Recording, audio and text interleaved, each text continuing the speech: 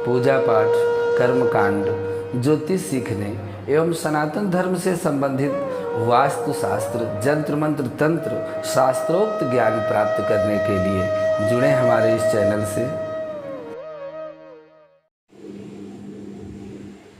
नमस्कार मित्रों, स्वागत है इस ज्योतिष शिक्षा के कार्यक्रम में, जहां पर आप अपने ज्ञानार्जन के लिए इस समय नक्षत्रों का अध्ययन कर रहे हैं। और नक्षत्र के प्रभाव के क्रम में आज हम 12वें नक्षत्र का प्रभाव लेके आए हैं, जिसका नाम उत्तरा फाल्गुनी नक्षत्र है।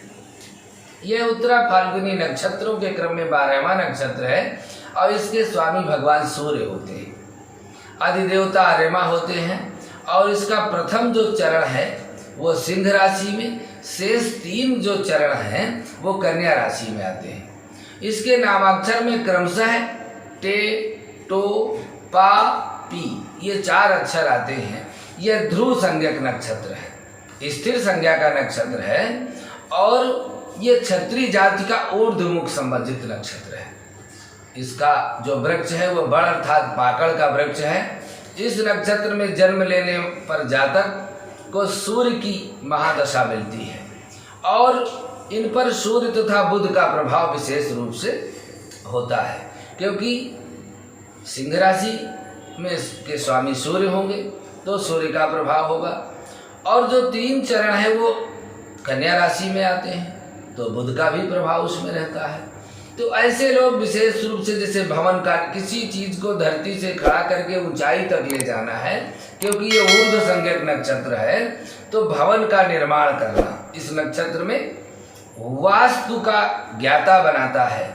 विवाह आदि कर्मकांड करवाने वाले जो लोग हैं, जो वैवाहिक संस्कार कराते हैं, विद्यार्थी जो विद्या अध्ययन करते हैं, जो सच्चरित्र लोग हैं, ईमानदार लोग हैं, जो धनवान लोग हैं, राजा, विद्या, धन का प्रदर्शन करने वाले इस नक्षत्र के अधीन में जन्म लेते हैं।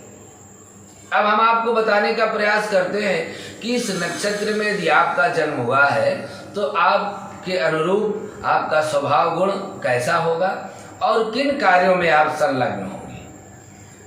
तो इस नक्षत्र में जिन जातकों का जन्म होता है वह व्यक्ति अत्यंत दानी होते हैं, दयालु होते हैं और इसके अलावा जातक धैर्यवान होते हैं, जिंदा दिल होते हैं, कीर्तिमान, साहसी, विद्वान, चतुर, व्यापारिक बुद्धि होती है उनके अंदर और सही समय पर सही निर्णय लेने वाले, पूर्वाभास की क्षमता अपने आप उनको अनुमान हो जाता है कि यह चीज़ महंगी होने वाली है और यह वस्तु बाजार में सस्ती होने वाली है।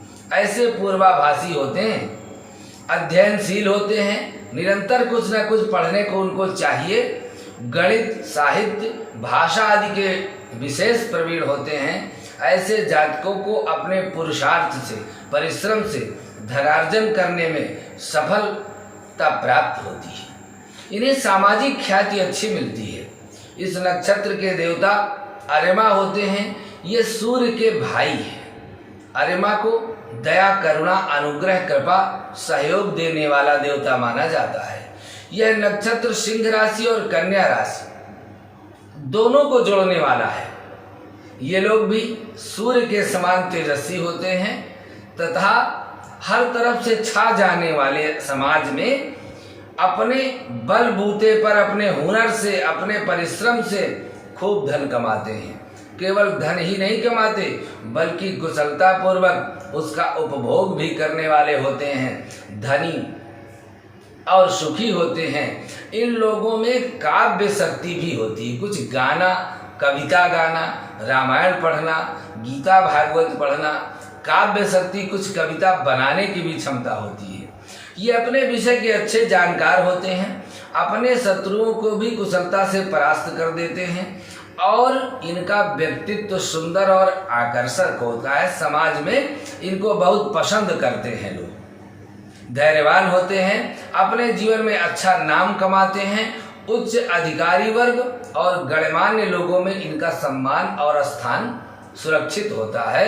उन ऊंचे पदस्थ लोगों से संपर्क बनाने में ये बहुत माहिर होते हैं। धन कमाने की युक्ति इनके अंदर नित्य नई जागृत होती रहती है और अध्ययन और अध्यापन के माध्यम से ये जानते रहते हैं कि किस तरह के क्षेत्र में व्यापार करें या किस तरह का आने वाला समय होने वाला है, इसका भी ये अनुमान लगा लेते हैं। यह व्यापार करें या नौकरी करें, पर राज सेवा आदि में इनकी रुचि रहती है। ये लोग वाहन के सुख से सुखी होते हैं, भ्रमणशील होते हैं, इनका सामान्य ज्ञान भी बहुत अच्छा होता है।